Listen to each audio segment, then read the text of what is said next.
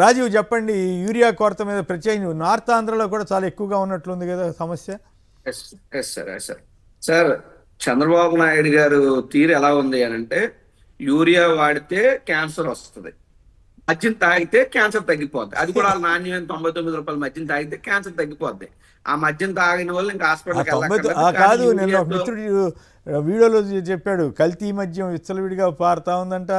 ఆ 99 రూపాయలు పేరుకేనంట, 130 రూపాయల దాకా, 120, 130 దాకా వసూలు చేస్తున్నానంట. బెల్ షాప్కి వెళ్ళేసరికి 150 అవుతుందంట. అల్టిమేట్ గా కన్జ్యూమర్ ఎక్కువ అవుతుందంట.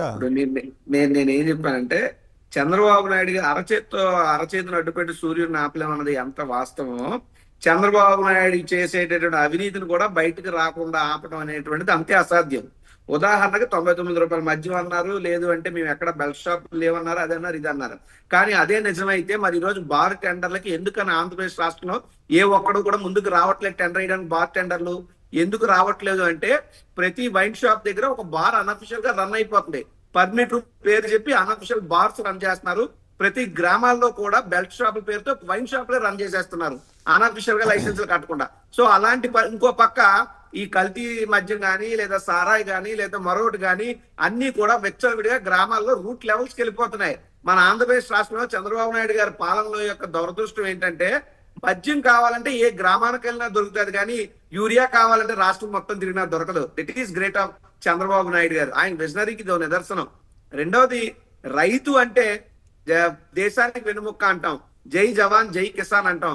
అటువంటి రైతు యూరియా కోసం ఎండనక వాననక రేయనక పగలనక ఒళ్ళు అలిసిపోయి సొమ్మసిల్ని పడిపోతుంటే క్యూ లైన్ లో నిలబడి వాళ్ళని చూసి వ్యవసాయ శాఖ మంత్రి గారు మాట్లాడతారండి, పెళ్లి భోజనాలకు వచ్చినప్పుడు బఫే భోజనాల్లో లైన్ లో నిలబడినట్టు రైతు నిలబడితే తప్పేంటని అడుగుతున్నారంటే ఎంత కండ కావరం ఎక్కువైపోయి మాట్లాడుతున్నారు. రైతుల మీద ఎంత చిన్న చూపుతో మాట్లాడుతున్నారు. ఈ రాష్ట్రంలో రైతాంగాన్ని సర్వనాశనం చేసినటువంటి ఘనత చంద్రబాబు నాయుడు గారితే. ఈ రోజు యూరియా కోసం రోడ్డు ఎక్కిన రైతులు చూస్తున్నాం. మీరు చెప్పినట్టు, పెద్దలు చెప్పినట్టు, సోషల్ మీడియా కూస్తున్నట్టు ఈ రాష్ట్రంలో ఏ రైతు బాగున్నాడు? ఉల్లి రైతు బాగున్నాడా? చిని రైతు బాగున్నాడా? మామిడి రైతు బాగున్నాడా? పొగాకు రైతు బాగున్నాడా? ఏకవ రైతు బాగున్నాడా? టమాటా రైతు బాగున్నాడా? బొప్పాయి రైతు బాగున్నాడా? ఏ రైతు బాగున్నాడు? ప్రతి రైతు కూడా ఈ రోజు ఆంధ్రప్రదేశ్ రాష్ట్రంలో చంద్రబాబు నాయుడు ప్రభుత్వంలో అలో లక్షలాన్ని ఏడుస్తున్నాడు. గతంలో జగన్మోహన్ రెడ్డి గారు కానీ, రాజశేఖర రెడ్డి గారు కానీ వ్యవసాయం అంటే పండగలా చేశారు. కానీ ఈరోజు చంద్రబాబు నాయుడు వ్యవసాయాన్ని దండగా మారుస్తున్నాడు, వ్యవసాయం మీద విషం చిమ్ముతున్నాడు.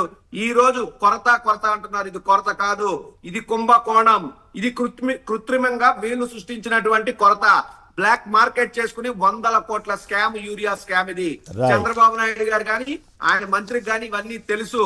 రేపన్నాడు ప్రజలు నిలదీస్తారు, ప్రజలు మిమ్మల్ని రోడ్డెక్కితే కడిగేస్తారన్న భయంతోనే నిన్న జరిగినటువంటి కలెక్టర్ల సమావేశంలో చాలా నాక్ గా ఈ యొక్క తప్పుని, ఈ యొక్క పాపాన్ని, ఈ యొక్క నేరాన్ని కూడా పరిపాలనలో ఉన్నటువంటి కలెక్టర్ల మీద నెట్టేసే ప్రయత్నంలో భాగంగానే నిన్న జిల్లా కలెక్టర్ల సమావేశంలో చంద్రబాబు నాయుడు గారు యూరియా కొరత మీద మాట్లాడినటువంటి తీరు. రెండోది, చంద్రబాబు నాయుడు గారికి ఆది నుంచి కూడా వ్యవసాయం పట్ల చిన్న చూపే. గతంలో రాజశేఖర రెడ్డి గారు ఉచిత విద్యుత్ ఇస్తారంటే ఆ తీగల మీద కాకులు వాళ్ళడం, బట్టలు ఆరేసుకోవడం తప్పితే దేనికి పనికిరావు, ఏమీ చేయరు, వ్యవసాయం అనే దండగా అని చెప్పి మాట్లాడేది ఇదే చంద్రబాబు నాయుడు గారు. కానీ జగన్మోహన్ రెడ్డి గారు కానీ, రాజశేఖర రెడ్డి గారు కానీ అధికారంలోకి వచ్చిన తర్వాత ఏ రోజైనా వారి యొక్క పరిపాలనలో రైతు అనేవారు ఇలా రోడ్డు ఎక్కడం జరిగిందా? రైతు గుమ్మం దగ్గరికే రైతు భరోసా కేంద్రాల ద్వారా వెళ్ళి రైతుకు అన్ని రకాలుగా వెన్నుదన్నుగా నిలబడినటువంటి ప్రభుత్వం జగన్మోహన్ రెడ్డి గారి ప్రభుత్వం. కానీ ఈ రోజు రైతులు పడుతున్నటువంటి బాధలు, కష్టాలు, నష్టాలు చూస్తుంటే గుండె తరుక్కుపోతుంది.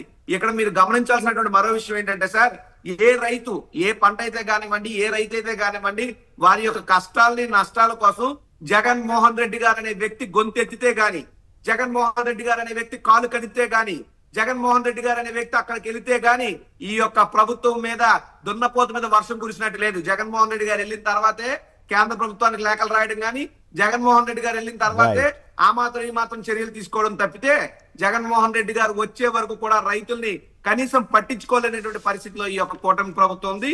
రైతులు ఉసురు తగిలి ఈ కూటమి ప్రభుత్వం భవిష్యత్తు పరిణామాలను ఖచ్చితంగా చాలా ఘోరంగా ఎదుర్కోక తప్పదు.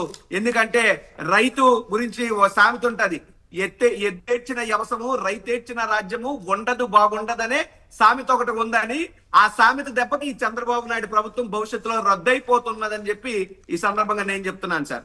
రైట్.